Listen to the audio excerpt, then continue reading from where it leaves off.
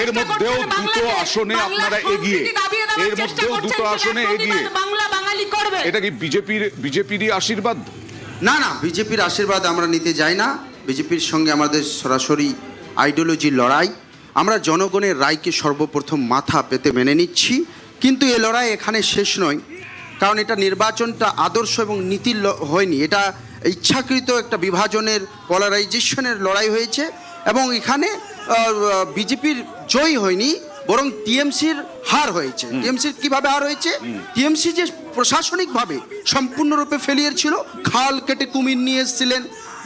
RSS ভালো, মাননীয়ার মুখে শুনেছিলাম আরএসএস ভালো, বিজেপি খারাপ, এই সমস্ত কারণে হয়েছে।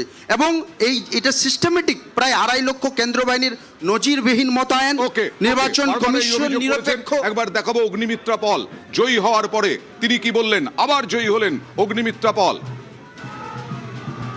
তৃণমূলের নেতা কর্মী আমাকে হেকেল করেছিল, আমাকে অপমান করা হয়েছিল। আপনি কি কাজ করেছেন এখানে?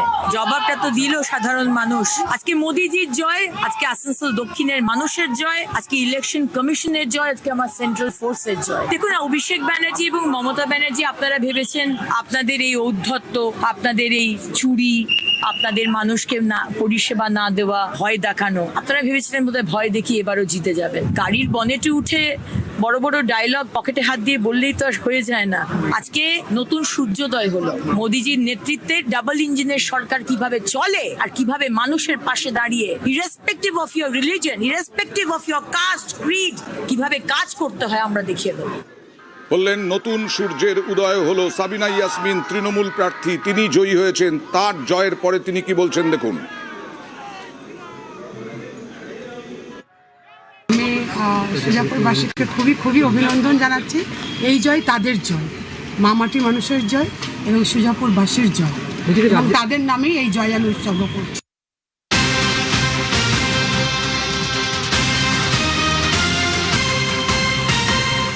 দক্ষিণ দিনাজপুরে তৃণমূল নেতার মাথায় কোপ, যে খবর আসছে এক্ষুনি। দক্ষিণ দিনাজপুরে তৃণমূল নেতার মাথায় কোপ, আমরা দেখাবো সেই ছবি।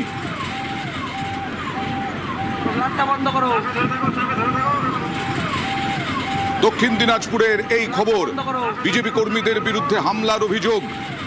দক্ষিণ দিনাজপুরে তৃণমূল নেতার মাথায় কোপ, বিজেপি কর্মীদের বিরুদ্ধে অভিযোগ।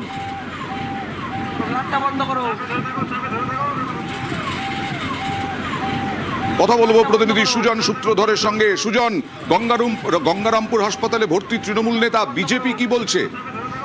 হ্যাঁ অয়ন্দা, দেখো তোমাকে জানিয়ে রাখি যে আছে যে ভোট গণনা, সেই ভোট গণনার মুহূর্তে কিন্তু যখন বেলা গড়াচ্ছে, তখন বিজেপি যখন রাজ্য দখল করে নিয়েছে, সংখ্যাগরিষ্ঠতা বেড়েছে, সেই মুহূর্তে তৃণমূলে যে গঙ্গারামপুরের 3 বেলবাড়ি গ্রাম পঞ্চায়েতের যিনি তৃণমূল নেতা রয়েছেন, সেই পরেশ সরকারকে দেখে কিন্তু কিছু যুবক তার উপরে আটক করেন এবং মারধর করা হয় এবং ধারালো অস্ত্র দিয়ে তার মাথায় কোপ বসানো হয়। ধারালো অস্ত্রের আঘাতে কিন্তু তার মাথা দিয়ে প্রচুর রক্তপাত হয়।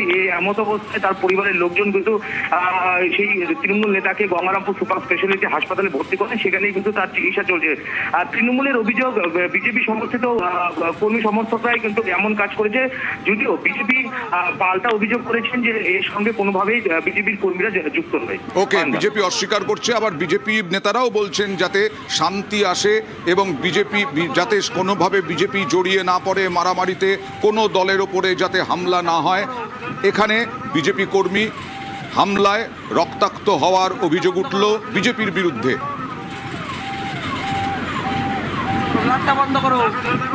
আর এই ভোটের ফলের পরে অভিষেক বন্দ্যোপাধ্যায় তিনি কি বললেন দেখুন। এখনো 4 round, 5 round, 6 round, 8 round counting হয়েছে, বাকি রয়েছে। তো আমি সকলকে অনুরোধ করব, ধৈর্য ধরুন। প্রত্যেকটা তৃণমূলের কাউন্টিং এজেন্টকে অনুরোধ করব যে কেউ কাউন্টিং ভেন্যু ছেড়ে বেরোবেন না, কাউন্টিং ভেন্যু ছেড়ে কেউ বেরোবেন না। এটা বিজেপির সংস্কৃতি, এটা বিজেপির সংস্কৃতি। আগে মানুষের রায় কমপ্লিট হোক, নিশ্চিতভাবে সে পর্যালোচনা কোথায় কি হয়েছে, কি খামতি রয়েছে সে হবে। কিন্তু আপনারা শুনলে আপনারা ইতিমধ্যেই জানেন যে বিভিন্ন জায়গায় যেভাবে ইচ্ছাকৃতভাবে, এমনকি প্রেস মিডিয়াকেও প্রকৃত ফল বলা হচ্ছে না।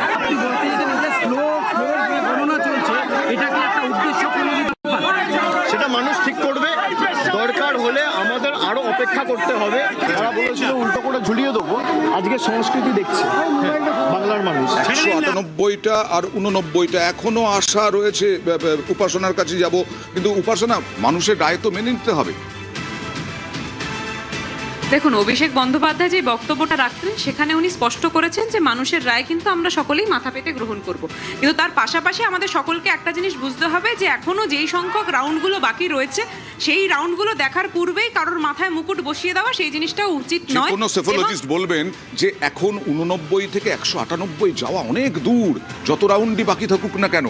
দেখুন, তৃণমূল কংগ্রেসের স্লোগানটাই কিন্তু লড়াই লড়াই লড়াই চাই, লড়াই করে বাঁচতে চাই। তো প্রত্যেক এটাও তো চুরি করা আমাদের থেকে, চুরি করতে করতে স্লোগানটাও চুরি করে নিয়েছে। আরে একটা এবার আপনারা নিজের থেকে এক হয়েছেন, 100 হয়ে যাননি। আরে ঠিক আছে, সব ঠিক আছে, 100 হয়ে যাননি। আরে বাবা, সব ঠিক আছে, আমাদের পার্টিটা গন্ডগোল, আমাদের পার্টিটা এত সেই সংখ্যক কথা আপনাদের বলতে হবে না, সেই কথা আমরা শুনতে চাই না এখানে। মাস পরে পার্টিটা বেঁচে থাকে কিনা সেটা একবার দেখো, এটা খুব তাৎপর্যপূর্ণ। এখানে আমি হ্যাঁ বলো, ইভিএম কি এখনো হ্যাক হয়েছে না এখনো হ্যাক হয়নি?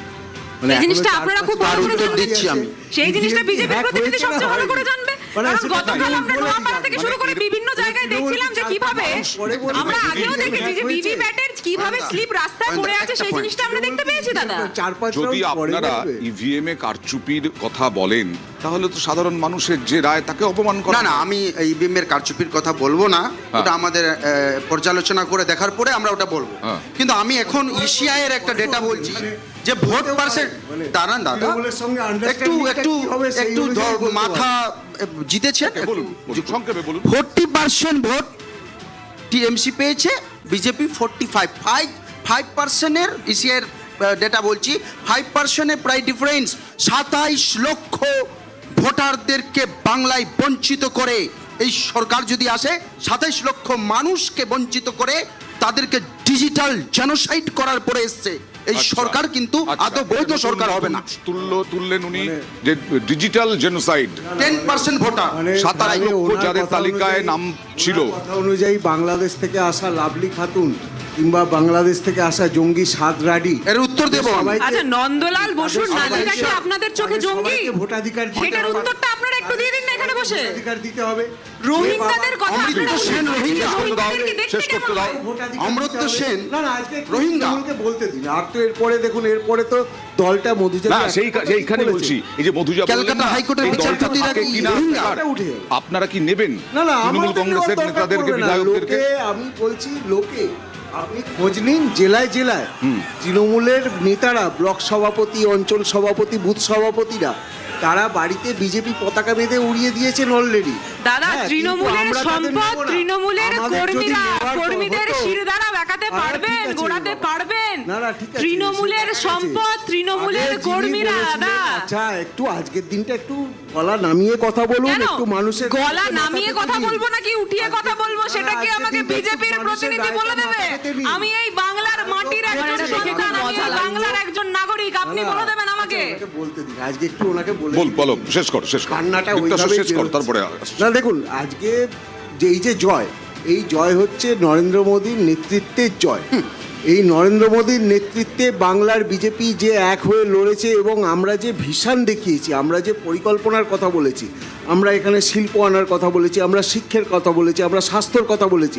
অপরদিকে আমরা কি দুর্নীতি বিরোধী, বিজেপি এলে মাছ বন্ধ করে দেবে, বিজেপি এলে ডিম বন্ধ করে দেবে। আচ্ছা, একটা সরকার 15 বছর চললো, সেই সরকারের তো হিসেব দেওয়ার কথা ছিল। আমি কত রাস্তাঘাট তৈরি করেছি, কত